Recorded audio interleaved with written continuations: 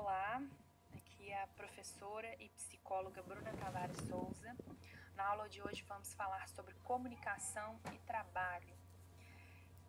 Esse tema de hoje, assim, ele é imprescindível para a formação de qualquer profissional. Atualmente, a comunicação ela é a competência mais importante que nós possuímos como um fator de avaliação no mercado de trabalho. Ela é imprescindível para todo ser humano. Lembrando que o trabalho, ele é uma forma de identificação, né? Ele é avaliado como uma identidade que nós possuímos.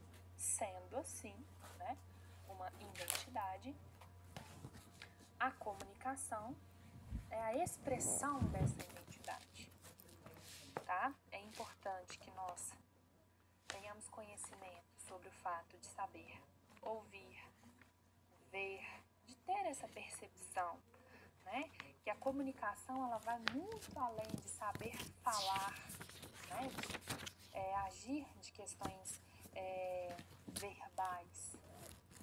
A linguagem não verbal, né? A comunicação não verbal, ela vem por meios de gestos e outros aspectos que enriquece muito o que nós vamos dizer ao outro, tá? É importante, porque a nossa entonação, a forma com que nós falamos algo, muda completamente a interpretação da outra pessoa.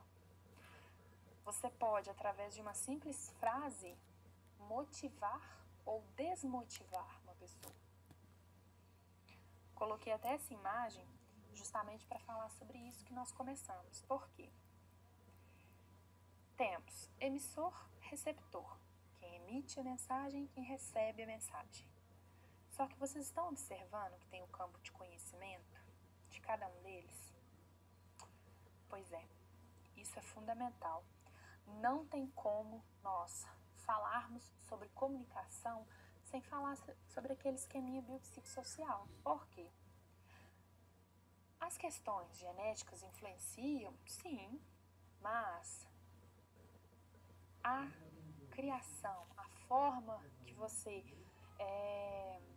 foi estimulado ao longo da sua vida influencia muito. O campo de conhecimento, ele é formado justamente da sua interação com o outro. A sua interação, às vezes, com os livros, com o conhecimento em si. Então, a partir do momento que você aprende, que você agrega aqueles valores à sua vida, você passa a emiti-los em diálogo. Consequentemente, quando você conversa, né, que você emite, o seu receptor, para ele compreender aquilo que você está falando ou não, ele tem que ter um mínimo de conhecimentos para que ele entre aí uma palavra certa não seria uma vibração, mas entre numa conexão com você. Ou seja, a sua subjetividade, aquilo que você é, aquilo que você sabe, com o que ele também aprendeu ao longo da vida. Esse ponto é interessante porque não sei se já aconteceu com algum de vocês. Há momentos na vida que nós encontramos alguém e fala assim, nossa, parece que eu conversei com essa pessoa desde que eu nasci. Porque vocês, embora às vezes nunca tenham se visto, revelam apreços, gostos por coisas semelhantes. Então a comunicação fica mais fluida. Você sabe falar mais sobre determinados assuntos e aquela pessoa ela entra nessa sintonia, porque às vezes a aptidão, os gostos dela, né, o apreço, tem essa sintonia com você. Em contrapartida, pode acontecer alguém que você fala, nossa, não sei nada do que essa pessoa tá falando, meu Deus do céu, o que eu vou falar?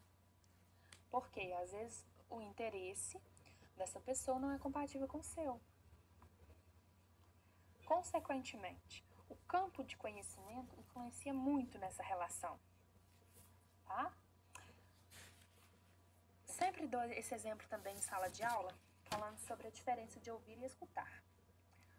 Ouvir todo mundo pode ter essa capacidade, a não ser que tenha alguma limitação, né, em relação à perda auditiva, enfim. Mas eu digo assim, nós vamos ouvir sons, de maneira geral, palavras, o que a pessoa tá falando, enfim, vamos ouvir. Nosso ouvido vai captar aquele som. Porém, é a escuta que vai fazer com que nós possamos aprender, nós possamos interpretar aquilo que o outro está dizendo. Então, o ato de ouvir vai além de apenas captar aquela mensagem. Quando nós falamos sobre a escuta, né? A diferenciação é essa. Ouvir, vou ouvir vários sons, várias pessoas conversando, às vezes, né, uma pessoa conversando comigo. Agora, escutar não, é quando, na psicologia a gente usa até isso, muito, a escuta atenta e ativa. É quando você consegue compreender aquilo que o outro está te dizendo. Coloquei esses exemplos aqui, que é interessante em termos de comunicação também. Lembrando aí, né, como destaquei, interpessoal. Ou seja, um bom relacionamento interpessoal. Você com o outro, inter, ao prefixo. Para que haja esse bom relacionamento, é importante que tudo que você disser dentro de uma instituição de trabalho que seja documentado. Principalmente aí, pessoal de enfermagem e segurança, mineração e segurança do trabalho. Enfermagem também é importante. Os prontuários, né, tem que ter uma comunicação muito assim, certinha. Mas nas empresas mineração, siderurgia, né, perdão, eles utilizam muito a formalização por e-mail. É importante que tenha tudo documentado, pessoal. Tá? Geralmente vocês têm, né, as ordens de serviço e tudo, mas o que vocês puderem documentar, seja feito. Desculpa. Então, é importante vocês organizarem esses repasses das atividades que os colaboradores devem realizar, desenvolver, explicar, se for preciso, né? Chegar junto mesmo, falar, vamos lá, vou com você, vou te explicar o passo a passo. Treinamentos também é importante. Essa comunicação, para você dar essa liberdade ao outro de poder se comunicar, de não ter medo de falar. Tá? Lembrando que a mensagem tem que ser sempre clara, objetiva, simples. Destacando agora o pessoal da enfermagem. Se você pegar um paciente, vamos supor, idoso, e falar assim, me empresta o seu braço, porque eu vou precisar fazer acho que é pulsão. Vou ter que pulsionar a sua veia. Eu acho que o nome é esse, hein, pessoal? Se eu estiver falando errado, por favor, me corrijam. A pessoa vai olhar pra ele e falar assim, o que é isso? O que essa pessoa tá fazendo no meu braço? E na verdade, assim, né? Falando a grosso modo, eu vou tirar seu sangue, por exemplo. Só que a pessoa não entende. Então, você pode até utilizar-se, né, do termo técnico para evidenciar conhecimento, né? Que você tem conhecimento na área, mas explique. Eu vou pulsionar a sua veia aqui. Nós realizamos esse procedimento para tirar o seu sangue, tá? Que a gente vai fazer uma análise, mas vai ficar tudo bem, não vai doer, tá? É só uma picadinha, por exemplo. Então, a pessoa já fica mais tranquila, ok? Falha na comunicação é algo que é muito complicado de lidar. Por quê? Quando há essa falha na comunicação, pode ocorrer conflitos, desentendimentos, ocorre muita confusão. Quando essas falhas tendem a acontecer. Então, vamos tentar minimizar o máximo possível, reduzir o máximo possível a possibilidade que venha acontecer isso, ok? Aqui eu coloquei também outro esqueminha falando sobre essa questão do emissor e tal, porque eu acho que fica mais claro. Eu fiz para vocês. Então, o emissor geralmente é quem fala, já coloquei quem. A mensagem é o que esse alguém diz sobre alguma coisa, né? O meio é o modo que a pessoa fala. E o receptor, para quem? Então, geralmente, se eu estou falando, eu falo para alguém. Ou seja, né? Quem está falando? Eu, Bruna, professora e psicóloga. A mensagem, o que eu estou dizendo? Sobre a matéria de comunicação e trabalho. De que modo? Uma aula em slides que eu estou gravando o áudio para vocês. Para quem? Quem que é o receptor? Os alunos. Aí vem a questão do feedback, que é muito importante também que aconteça. Qual que é o resultado? Ou seja, com que resultado? Vocês será que estão aprendendo? Através do feedback que eu vou saber. Se o que eu estou falando, ou seja, o que o emissor está falando, está chegando de forma fluida, sem falhas na comunicação, para os alunos. Então, por meio do feedback dos alunos, por exemplo, eu irei saber se o resultado está sendo positivo ou não. Que a gente vai testar mais pra frente, que a gente vai fazer uma atividade. Pretendo aplicá-la na primeira semana de maio. Mas eu vou passar pra vocês, é tranquilo, vou explicar tudo direitinho. Então, o que é o feedback? Acaba que eu falei mais ou menos, mas o feedback, ele é um processo, ele é muito útil e é muito difundido. Acontece nas empresas, assim, acontece muito. É muito importante que haja ele. Então, ele atua justamente na modificação de comportamentos. Opa, passei. Desculpa. Ele atua diretamente na modificação de comportamentos. É uma comunicação de uma pessoa ou de um grupo no sentido de fornecer informações de como a pessoa está sendo afetada por aquele contexto e que a partir daí seja direcionado os objetivos, novas intervenções, através do feedback que a gente vai fazer esse replanejamento, essa reestruturação. É muito importante que haja feedback. Lembrando que muitas das vezes as pessoas associam assim, nossa, vou receber um feedback do meu superior, ai que medo. Mas é porque já associou-se a ideia de feedback ser uma coisa ruim. Porque muitas das vezes o seu superior imediato, ele vai destacar aspectos que você precisa melhorar. Mas não, pessoal. O feedback, ele tem que ser avaliado no sentido de crescimento. Ou seja, o que eu posso crescer? Em geral, né, infelizmente, os líderes, vou colocar como líderes, que realizam o feedback, eles fazem muitas das vezes de maneira errônea. Não destacando os aspectos positivos também. Um feedback bem feito, ele tem que falar tanto dos aspectos positivos, ou seja, manutenção positiva, continue fazendo assim, e aqueles aspectos de, vamos mudar isso? Você pode melhorar aquilo? Entendeu?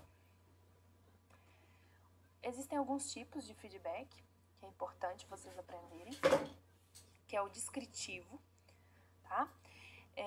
O primeiro deles, que é quando há aquele envolvimento emocional, que o sujeito torna-se menos defensivo, né? Que não tá ali todo armado, né? Ou seja, é algo mais leve, é uma conversa informal às vezes, nem precisa ser falado assim que você vai fazer a participação no feedback agora. Às vezes você tá até recebendo um feedback e você nem percebe. Por quê? Ele vai tornando-se, assim, o líder vai falando de uma maneira menos agressiva, menos assim... Agressiva não seria a palavra ideal, mas menos diretiva. Fala de uma forma mais leve, com maior cordialidade, tá?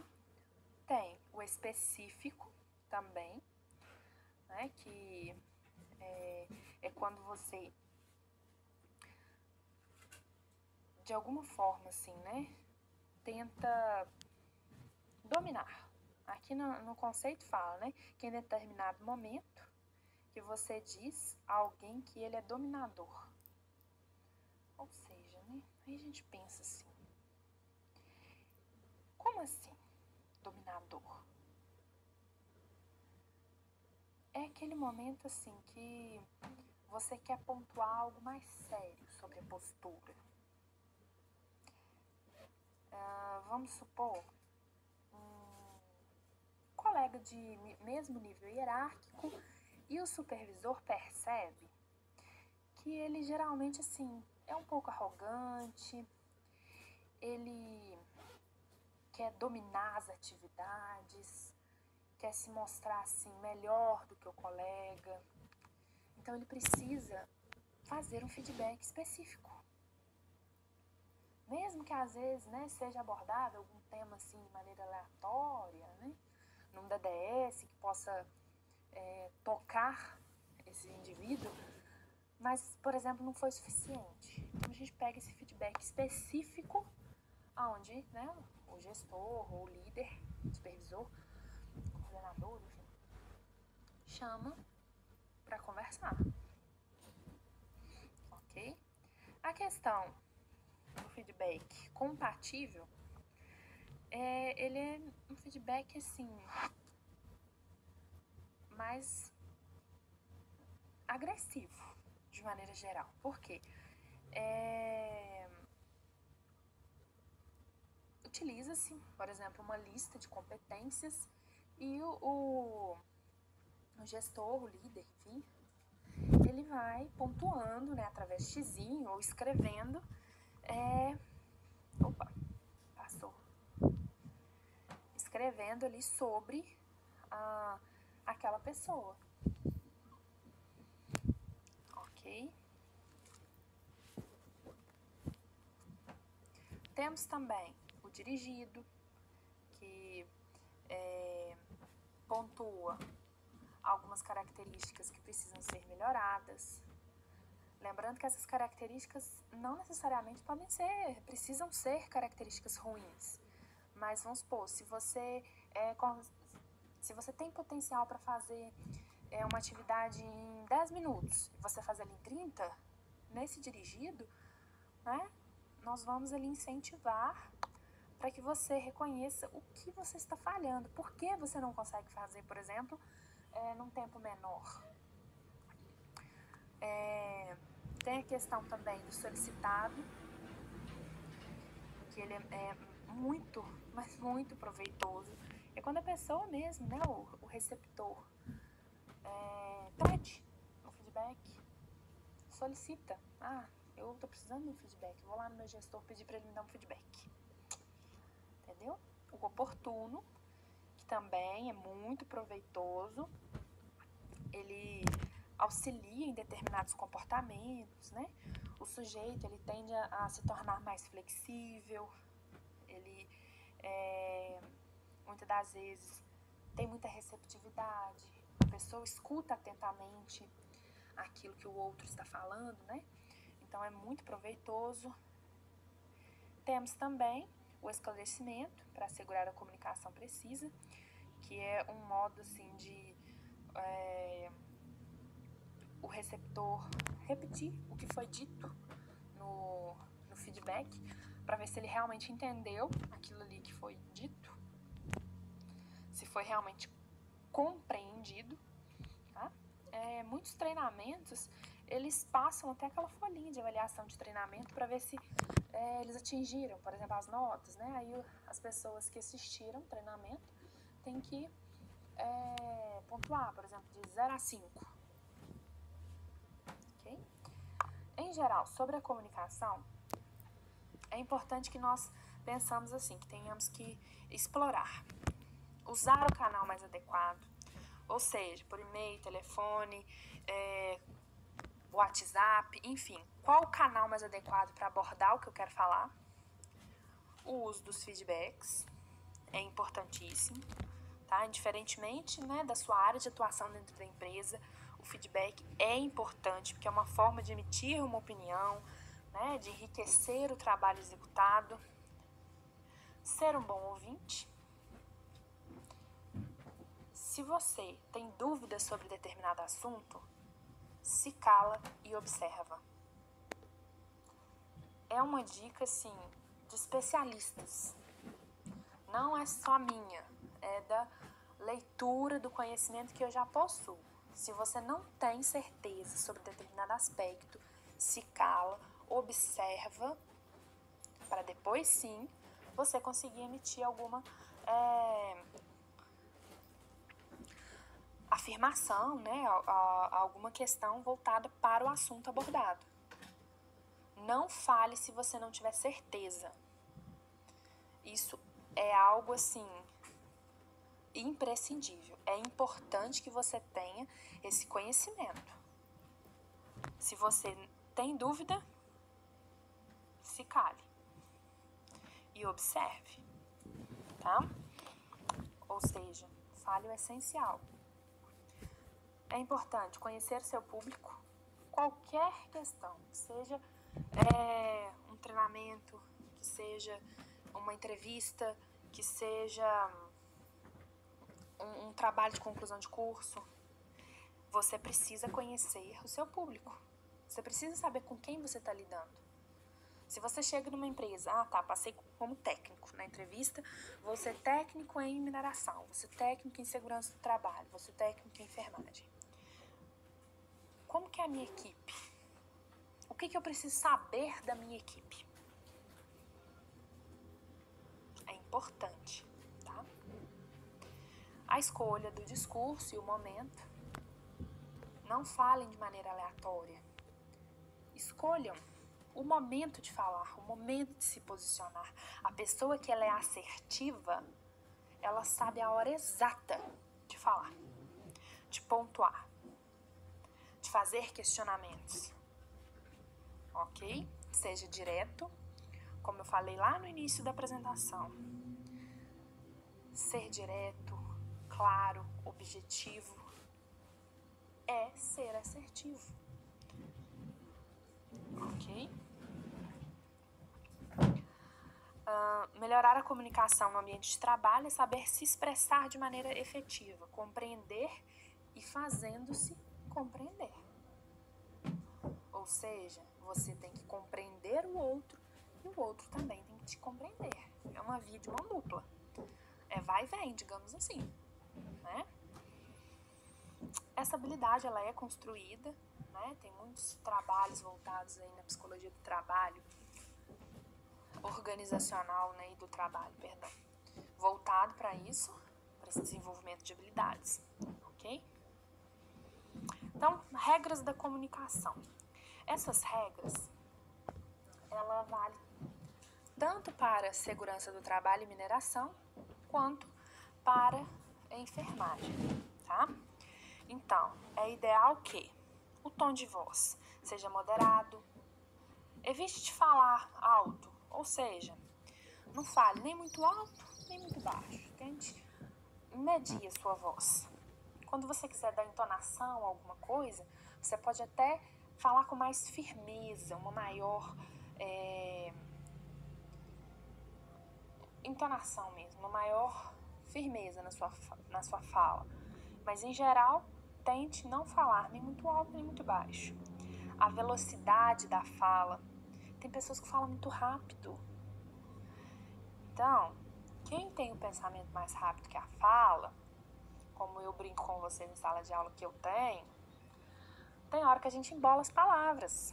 É comum que isso aconteça. Porém, é treino, tá?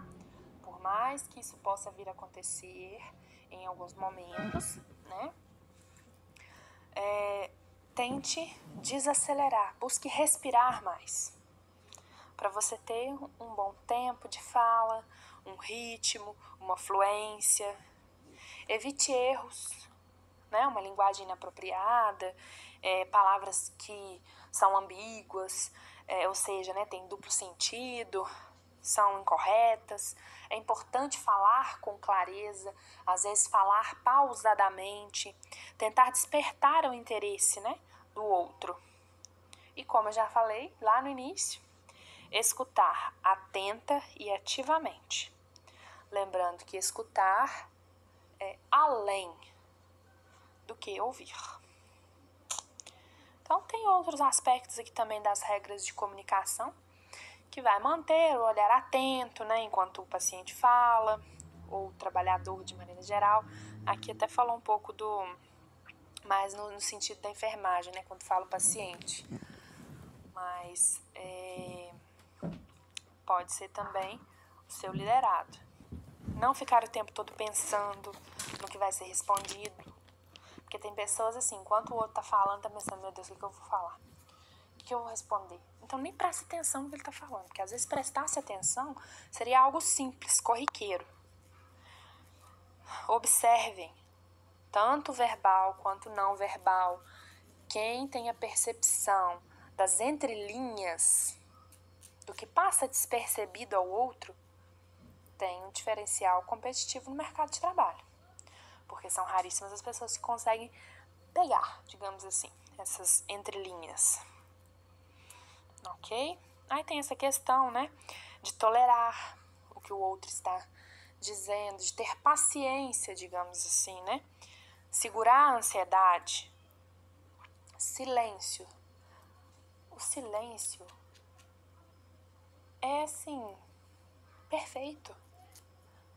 Nem sempre você precisa ter a resposta. Ninguém tem sempre a resposta de tudo. A verdade é essa.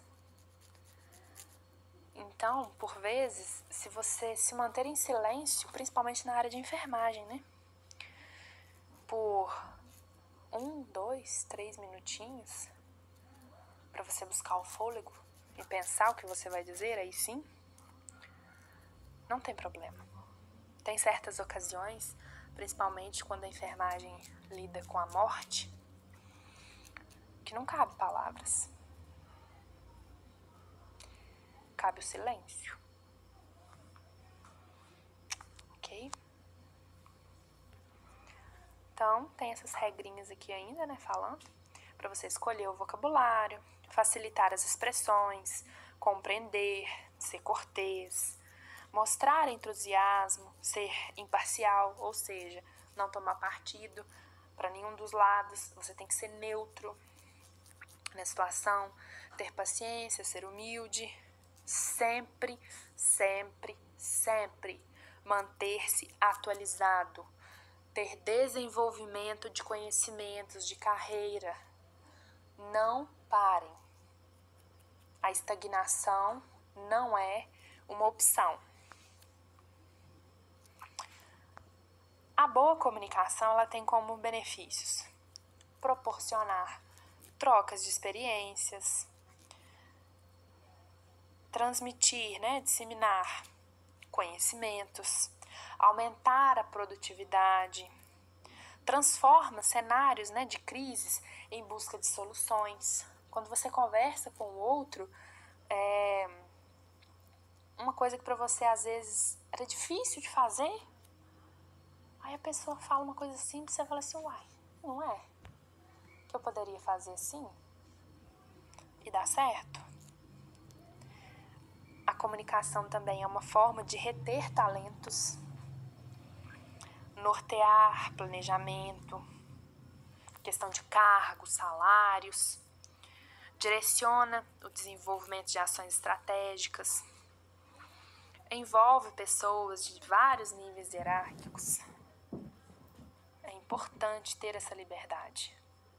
Você, como técnico, conversar, que seja com pessoas com nível hierárquico mais alto, mais baixo que vocês, é importante, enriquece muito.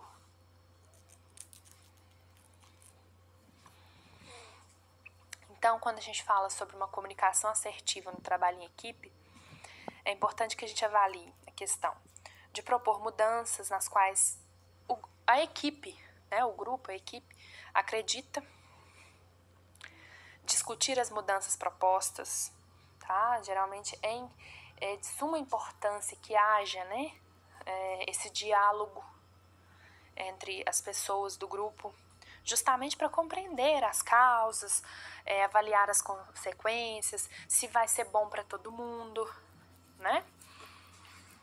Encorajar uns aos outros é essencial, né, para que expressem as suas ideias, as suas habilidades, os seus potenciais, buscar e repassar os conhecimentos, a troca de conhecimento, né?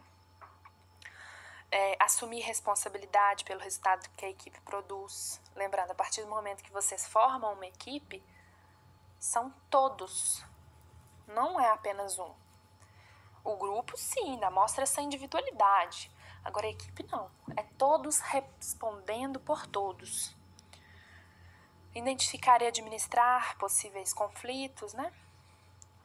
Negociar e otimizar os recursos. Às vezes, determinado trabalhador tem alguma ideia transformadora, alguma ideia legal. Dar e solicitar o feedback, dar e solicitar apoio quando você precisar, né? Isso vem aí linkado com a humildade. Desenvolver nas pessoas essa difícil habilidade de dar e buscar o feedback. O feedback é essencial para o nosso desenvolvimento. Otimizar os resultados da empresa, né? Ajudar a evitar possíveis erros e potencializar, elogiar, ressaltar, destacar os acertos. E apoiar a linha de frente. Deixar, aqui até uso essa expressão, né? Deixar, digamos assim, o seu cliente ou o seu liderado ou quem for, com aquele gostinho de quero mais, de falar, nossa, como é bom conversar com essa pessoa, como é bom fazer parte da equipe dessa pessoa. Ela é uma pessoa disponível, é uma pessoa flexível, que conversa, que interage, que tem receptividade. Seja para o outro aquilo que você espera que ele seja para você. A partir daí vocês vão perceber que tudo vai mudar.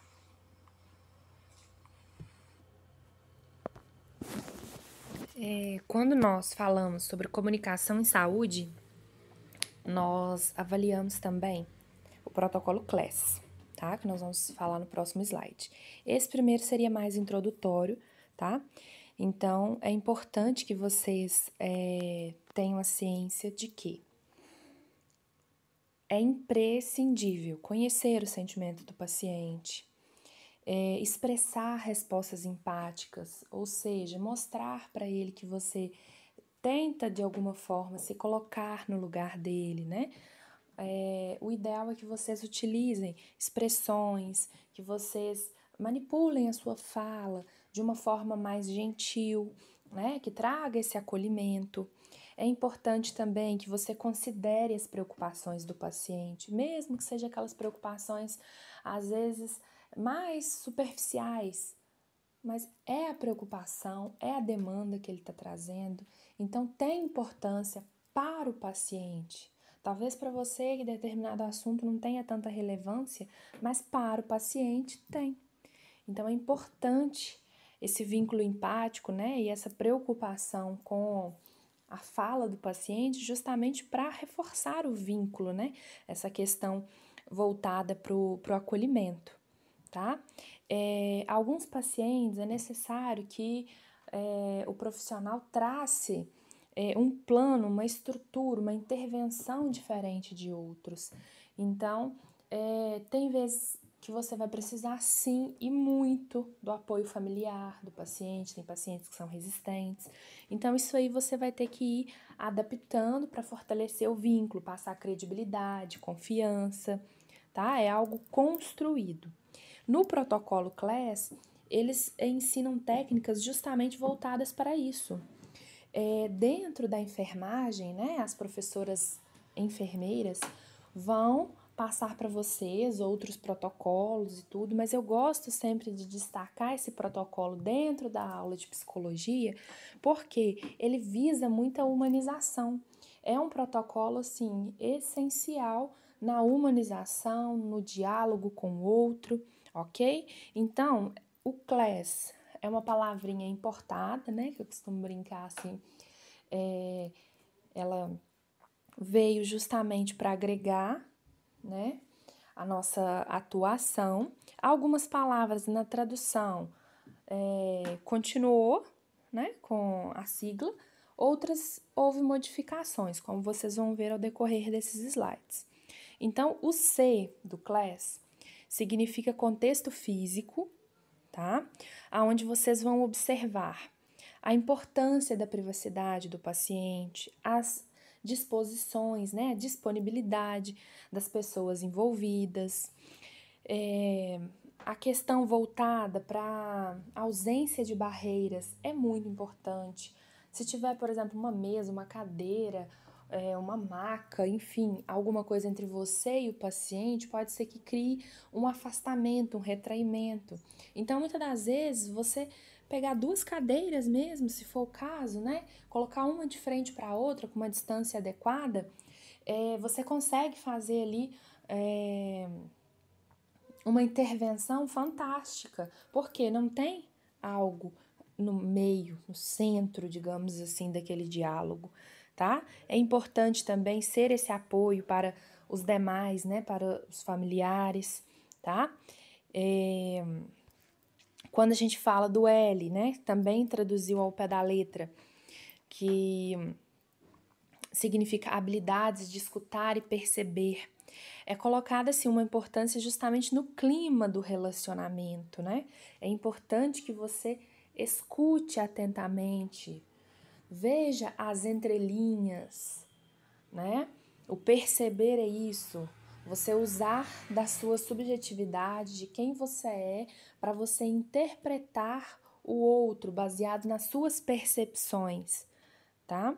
Então, ouvir a resposta dos pacientes sem interromper, mostrar que está interessado no que ele está dizendo é importante, tá? Se for preciso, sinalize com a cabeça mesmo, movimentos leves, né? Indicando que está compreendendo o que está sendo dito, é voltado nesse sentido. O A do class tem a ver com o conhecimento das emoções e como explorá-las. Já falei em sala de aula em outro momento e vou repetir agora. Antes de você cuidar do outro, você precisa cuidar de você mesmo. Se você não estiver bem com você mesmo, consequentemente, você não consegue cuidar do outro, tá? Então, é importante você saber conhecer, né? Saber reconhecer as suas emoções para posteriormente avaliar a do outro. Então, nesse ponto, reforço a resposta empática, identificar a emoção, o contexto trazido ali pelo paciente, quais são as causas dele, ou seja, avaliar o contexto do paciente e tentar auxiliá-lo nesse aspecto, tá? O S, o primeiro S, ele tem a ver com a estratégia. É justamente quando você busca termos médicos que considerem as expectativas do paciente, ou seja, que você saiba expressar de maneira adequada, né, a qualidade de vida, a mobilização da família. Então, são vários aspectos que tem que avaliar. Nós vamos estudar no estudo teórico da morte as fases com a psiquiatra Kubler-Ross, ou seja, vocês vão avaliar quais dos estágios que vocês estão passando juntamente com o seu paciente. Ele está na raiva, ele está na negação, na barganha, na aceitação. Quando você tem essa leitura, você consegue traçar um plano, não só, né, falando novamente, voltado para o paciente, mas também para os familiares, um plano estratégico nesse aspecto, ok? Lembrando que nós rompemos com aquela primeira vertente, né, que o paciente, ele era passivo, agora o paciente, ele é um paciente ativo, então 99% dos casos precisamos conversar com ele, explicar os procedimentos que são realizados, né? Exceto aqueles que estão com algum estado alterado de consciência mais grave, então que aí precisa ser dialogado com os familiares, tá? Mas é importante que haja essa estruturação. O segundo S, ele fala justamente do envolvimento da entrevista, né? Quando você analisa aquela síntese, faz aquele, vamos pensar assim, um resumo do quadro do paciente. O paciente, ele tem tais sintomas, tais características, qual que seria a melhor estratégia que nós podemos utilizar com ele. Então, aqui no slide, até expliquei dessa forma, que